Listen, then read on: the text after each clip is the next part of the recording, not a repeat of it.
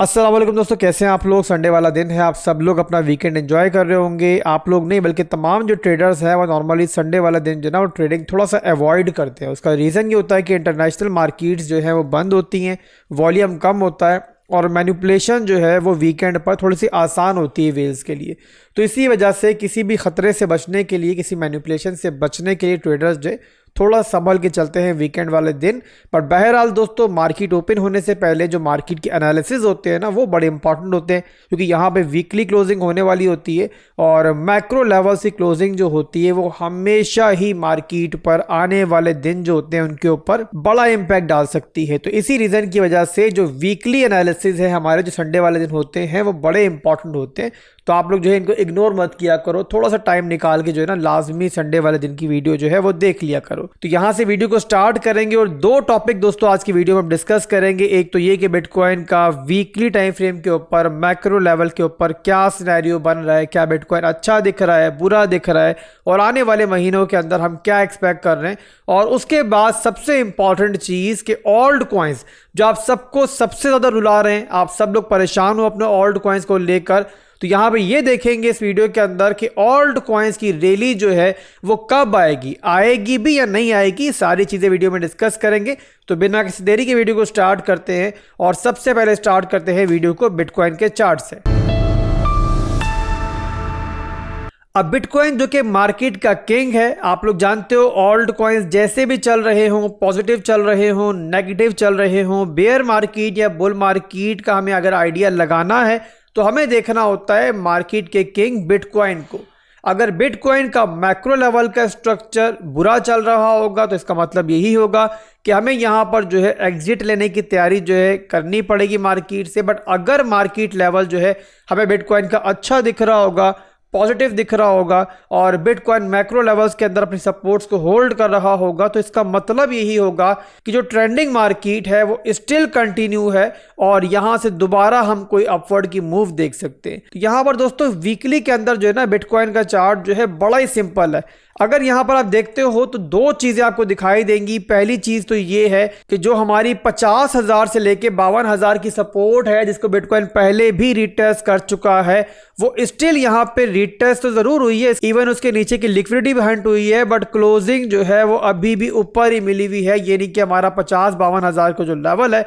वो बिटकॉइन जो है स्टिल होल्ड कर रहा है। और जब भी इस लेवल में मार्केट आती है तो यहाँ बायर्स जो है वो बड़े स्ट्रांग है और बड़ी बड़ी वेल्स और एक्सचेंजेस जो है यहाँ पे खरीदारी करने के लिए बैठी हुई है। इसके अलावा दोस्तों हमारा एक पूरे का पूरा चैनल जो है ना वो चल रहा है, बहुत लंबे अरसे से चल रहा है। यानी कि आप देख लो अगर यहाँ पे तो 26 फरवरी 2024 से बिटकॉइन इस चैनल में दाखिल हुआ था और उसके बाद से अभी तक आप देखो तो इस चैनल को बिटकॉइन ने लूज नहीं किया है। हालांकि बिटकॉइन डंप हुआ है पिछले दिनों के अंदर काफी जबरदस्त तरीके से, बट उसके बावजूद आप ये देखोगे कि जो बिटकॉइन है वो इस चैनल की सपोर्ट को हमेशा होल्ड कर रहा है। यहाँ पे देख लो, यहाँ पे तीसरी दफा यहाँ सपोर्ट रिटेस्ट हुई और उसके बाद अब चौथी दफा रिटेस्ट हुई थी और इतनी नेगेटिविटी के बावजूद जो है बिटकॉइन ने सपोर्ट को होल्ड किया था। इसके अलावा जो बिटकॉइन का लास्ट लो बना हुआ है, लास्ट डंप का, अगर उसको भी आप देखो, ये वाला लो बना हुआ है हमारा 55,000 के लेवल के अंदर। तो जो क्लोजिंग हमारी लास्ट डंप के अंदर हुई थी उसके नीचे हमें अभी तक कोई लो नहीं मिला है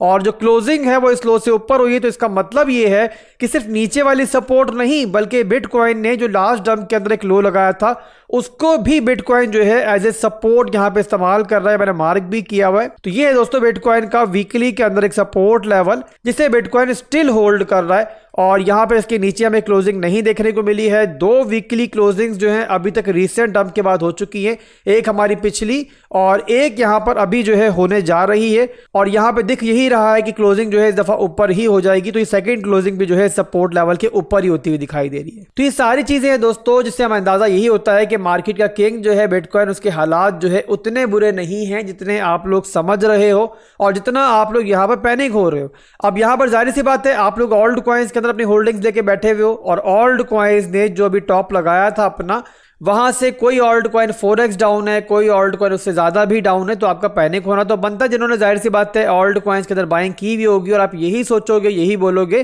कि बिटकॉइन जैसा भी चल रहा हो यार हमारे ओल्ड कॉइन्स तो बर्बाद हो गए ना। बट यहाँ पर दोस्तों अगर आप ओल्ड कॉइन्स की हिस्ट्री देखते हो ना तो आपको एक चीज क्लियर दिखाई देगी कि ऑल्ट कॉइन्स की मार्केट जो है ना वो बिटकॉइन जैसी नहीं होती। ऑल्ट कॉइन्स की मार्केट जो है वो रातों रात जो है 2x तक पंप होती हुई भी देखी है हमने, और रातों रात जो है 2x तक डंप होती हुई भी देखी है। यानी कि बहुत ज्यादा वोलेटाइल मार्केट होती है। और चाहे ऑल्ट कॉइन इस टाइम 4x डाउन है, 6x डाउन है, बट जब पंप करना स्टार्ट होंगे ना किसी रैली की सूरत में, तो ये पूरे का पूरा डंप जो है ना आपको दिनों के अंदर कवर होता हुआ दिखाई देगा। तो यहाँ पर इसी रीजन की वजह से दोस्तों यहाँ पर मैं आपको यही मशवरा दे रहा हूँ, जिन ऑल्ट कॉइन्स के अंदर आप लोग इतने लॉस के अंदर हो और इतने लंबे अरसे से उनको होल्ड कर रहे हो, अगर यहाँ पर सोचो आप लोग उनको बेच दो और कुछ महीनों के बाद जो है मार्केट फिर आपको दोबारा बड़ा मूव लेती हुई दिखे, जो ऑल्ट कॉइन्स आप लोगों ने लॉस में बेचे वो दोबारा आपको पंप करते हुए दिखे, तो सोचो आप लोग उस टाइम अपने आप को कितना कोसोगे। तो जहां इतना वेट किया है, कुछ अर्सा आपको और वेट करने की बस जरूरत है, थोड़ा सा पेशेंस रखने की जरूरत है। अब यहाँ पर मैं आपको एक आर्टिकल दिखा रहा हूँ। अब क्रिप्टो मार्केट के एक बहुत बड़े एनालिस्ट हैं जो माजी में भी हमने देखा है कि जब भी कोई एनालिसिस करते हैं तो उनके पास एक प्रॉपर एक रिसर्च होती है, प्रॉपर कोई रीजन होता है और तभी वो अपना कोई एनालिसिस पेश करते हैं।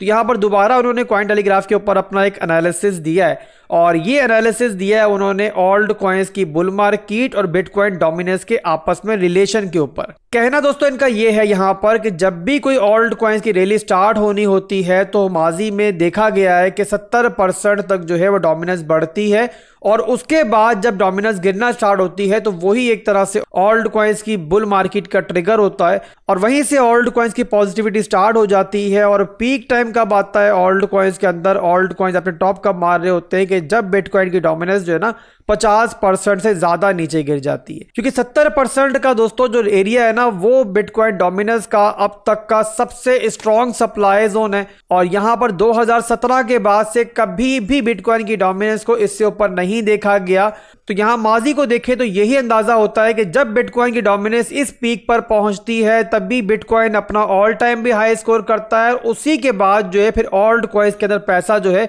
वो ट्रांसफर होना स्टार्ट होता है। बट इस बार दोस्तों बेंजामिन का ये ख्याल है कि मार्केट इस दफा पहले से बहुत डिफरेंट है। पहले जो है वो यूएसडीटी की बड़ी तादाद के अंदर मार्केट में मौजूद नहीं थे, लोगों का मेजर पैसा जो था वो बिटकॉइन के अंदर होता था, चाहे वो ऑल्ट कॉइन्स को ट्रेड करना चाह रहे होते थे तब भी वो बिटकॉइन के पेयर में ही ऑल्ट कॉइन्स को ट्रेड करते थे। बट अब यहाँ पर क्योंकि यूएसडीटी की जो डोमिनेंस है वो बहुत ज्यादा बढ़ चुकी है, तो यहाँ पर बहुत बड़ा पैसा है जो नॉर्मली लोग जो है स्टेबल कॉइन्स में रखते हैं, और इसी रीजन की वजह से बेंजामिन का अब ये ख्याल है कि इस बार डोमिनेंस जो है ना शायद 70% पे ना जाए, बल्कि 60 या 62% से ही जहां पर एक और डोमिनेंस का रेजिस्टेंस लेवल है वहां से ड्रॉप होना स्टार्ट हो। अब इस बात का दोस्तों अगर मजीद आप ब्रेक डाउन करो तो इससे यह मालूम पड़ता है कि अगर बिटकॉइन की डोमिनेंस जो है मजीद यहां से पंप करती है, अपना पीक स्कोर करने जाती है, तो जो ऑल्ट कॉइन्स आप लोग होल्ड कर रहे हो ये पॉसिबिलिटी मौजूद है कि उनके अंदर आपको और पेन देखने को मिले, वो आपको इतना पंप करते हुए ना देखें, कुछ ऑल्ट कॉइन्स आपको अपनी वैल्यू को लूज करते हुए दिखे। बट जहां बिटकॉइन की डोमिनेंस अपना इस बार का टॉप लगाएगी, यानी कि वो टॉप की जहां से फिर डोमिनेंस जो है वो कम होना स्टार्ट हो जाएगी,